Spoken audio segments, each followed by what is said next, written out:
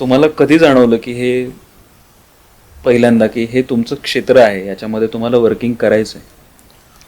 म्हणजे 2010ला सुरुवात केली ब्रोकिंग इंडस्ट्रीमध्ये मी काम करायला. ओके.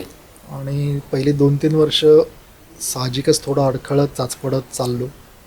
पण 2-3 वर्षानंतर गाडी जी रुळावरती सेट झाली ती 2013-14 नंतर म्हणजे माझ्या सी व्हीमध्ये एक वाक्य माझ्या मित्राने ना असंच कुठून तरी कॉपी पेस्ट करून टाकलं होतं की असं काम करायचं आहे मला की I can look back with pride. ते वाक्य माझ्या सी व्हीमध्ये अजूनही आहे, तुम्हाला बघायचं असेल तर. पण ते आज सार्थ ठरलं आहे, म्हणजे सत्यात उतरलं आहे. कारण की हे 2014 नंतर जी गाडी रुळावरती वेगाने पळती आहे, तर I can look back with pride.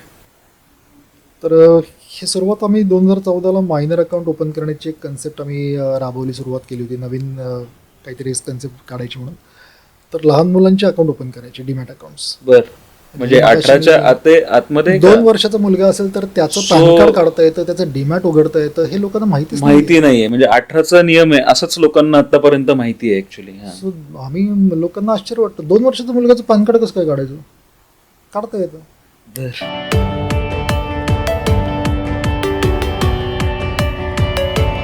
Change